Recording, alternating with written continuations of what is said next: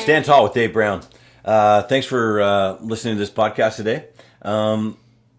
At Stand Tall, we want to have some different categories. We're not going to always just be about politics and education.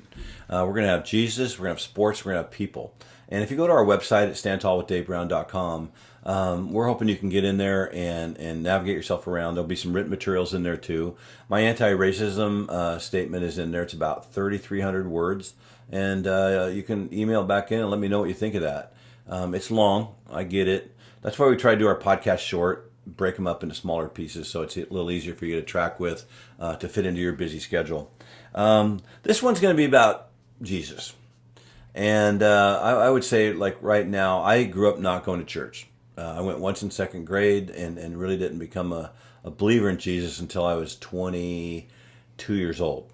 And so I would say with that, it's interesting to grow up that way because you don't know much. I remember several times though, my mom had a Bible out, and she grew up in Canada in Bentley, Alberta. My dad grew up in Elbow Lake, Minnesota, and so I would pick up that Bible every now and then, thinking I got to figure this thing out because I had friends that went, and I'm going to figure this thing out.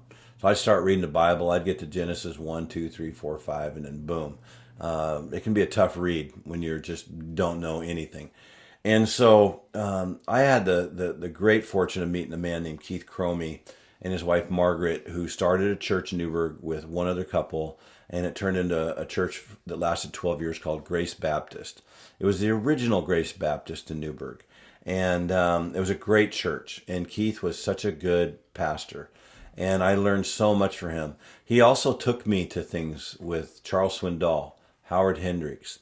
I also got to hear Dan Levine, who was at the Portland Theological Seminary, great teacher. So I got to hear some really good instruction. And so until I'm about 34 years old, that's all I knew was really great Bible teaching. Then after that, I got a little thin. I attend Athey Creek Church now for the last 5 years, and Brett Metter is the best I've ever heard. Sorry, Keith, but he's pretty dang good. I get great teaching every Sunday, and there was a prophecy update. He doesn't get crazy on his prophecy. He just kind of tells you what's going on in current events. And as a believer, we're supposed to stay aware of things going on in the world, so we're just aware. But basically, Jesus is going to come back for the second coming when he comes back. And he doesn't tell us when. He doesn't tell us how. He just tells us, he kind of tells us how. But my key verse I get through the last 4 years being on the Newburgh School Board and all the difficult things we went through, being yelled at, called homophobic, racist, all kinds of cuss words, people attacking your character. We just were sued twice and lost 2 lawsuits. So if you want to help us out, go to Stand Tall with Dave Brown. Please donate some dollars. That would be awesome to stand tall because we're going to help fight all this stuff. It's been a rough time. People lied about us. They got on the stand and lied. We never did what they said. We never had serial meetings. We didn't. Were people compromised in that courtroom? I think so. It was tough. It's tough when you're ridiculed. Go back to Jesus' time and what he went through, and when he started his ministry, and then ultimately paying the price on the cross. And he gave more than anybody's ever given before, So I fail much in comparison to anything he went through. But I think my go-to verse is Proverbs 3, 5, and 6. And I'll just say it. Sometimes I've said this a dozen times in a day just to get through that day with all the persecution. Trust in the Lord with all your heart and lean not on your own understanding. In all your ways acknowledge him, Jesus, and he will make your paths straight.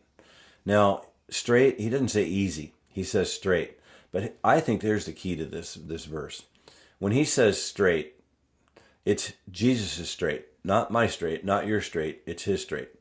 Because in my mind, straight would be a winning lottery ticket. Get me a nice car, get me a nice house. Send me on a nice vacation. Whatever food I want to eat. That would be how my brain works. Because I'm a human and I can be very selfish. Jesus is going to put me in his straight. And his straight's going to be exactly where he wants me to go. And what he wants me to do. And a couple years ago, when I got that down, it changed my life because I started waking up in the morning going, Lord, I'm not going to be frustrated anymore because I know you got this. I was probably an 80% Christian up to that point. What I mean by that is I would let Jesus lead my life until I didn't think he quite could get it done, and I'd come out of the bullpen and fix it. Well, that didn't work very good because Jesus has got this. If you follow Proverbs 3, 5, and 6, his straight path for you, no matter what, it's his straight path. You'll stop being so anxious and frustrated with your life.